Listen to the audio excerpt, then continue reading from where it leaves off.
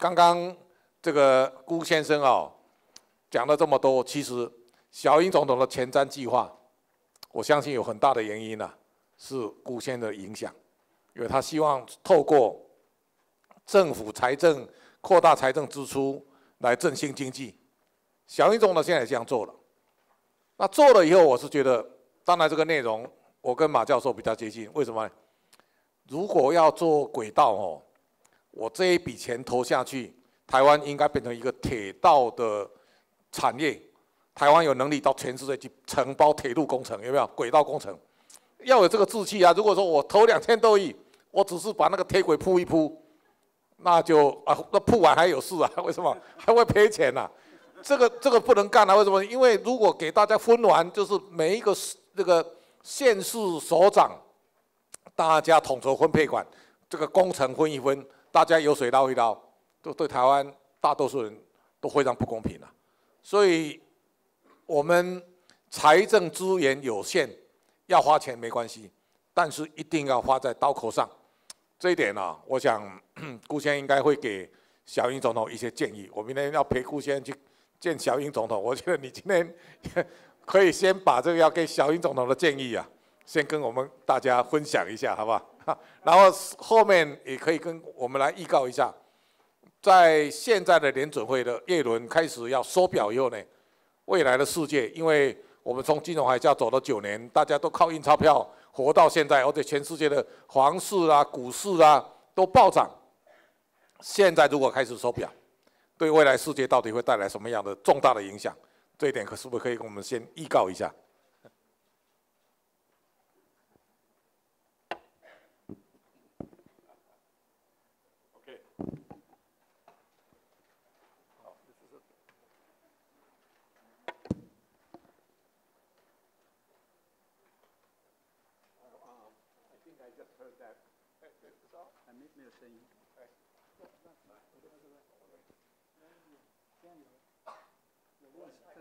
？I understand that Professor Ma was talking about this forward-looking project is not self-financing.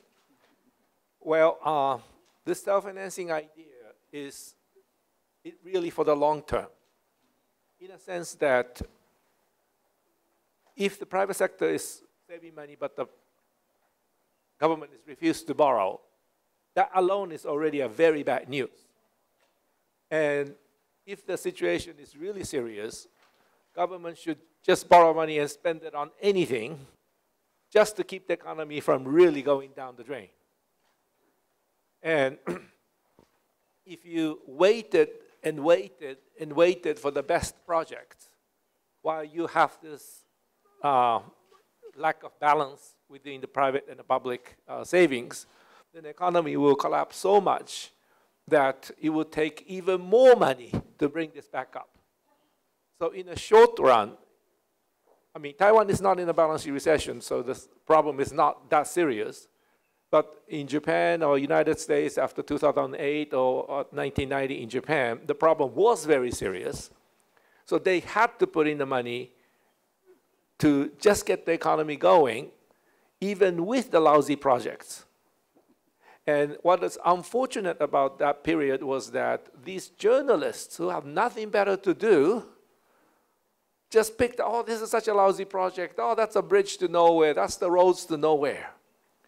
But often, when the economy is really in a difficulty, even bridge to nowhere, the roads to nowhere, is better than nothing.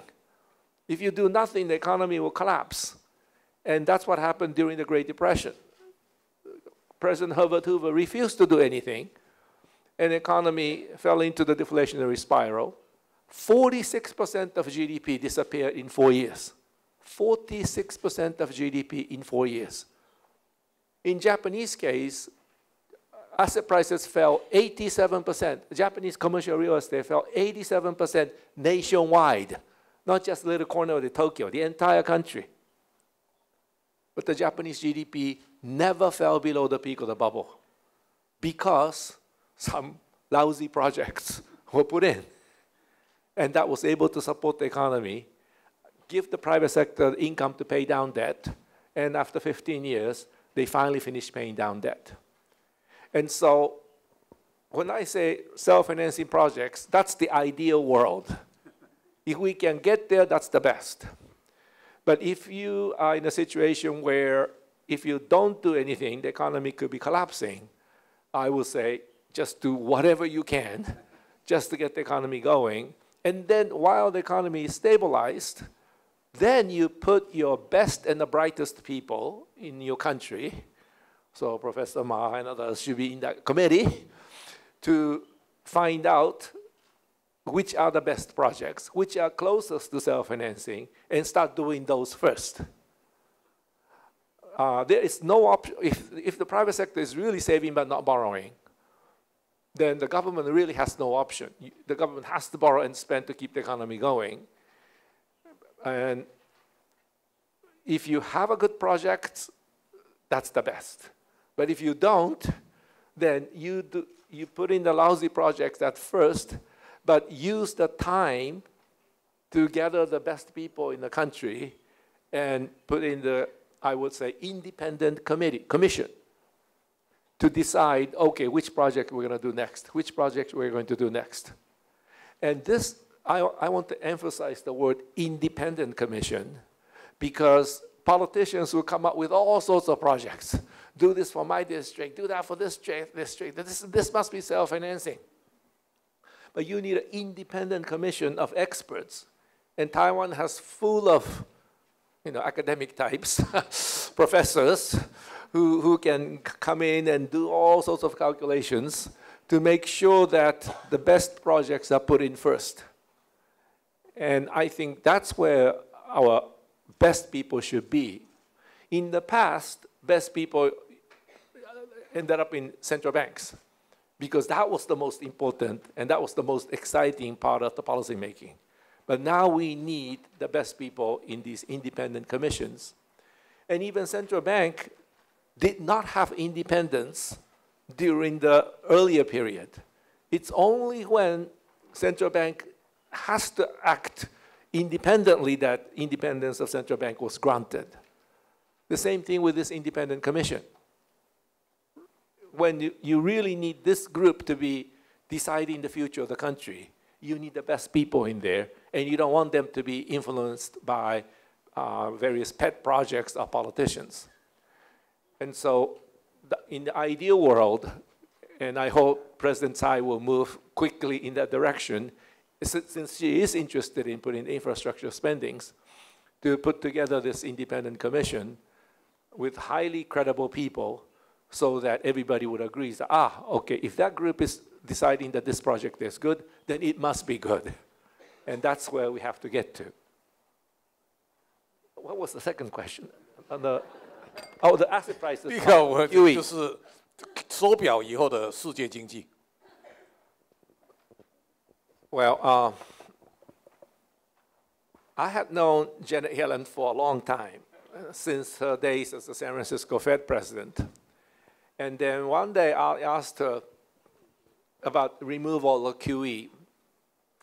I said, well, there's one way to make sure that QE removal will not cause big problems.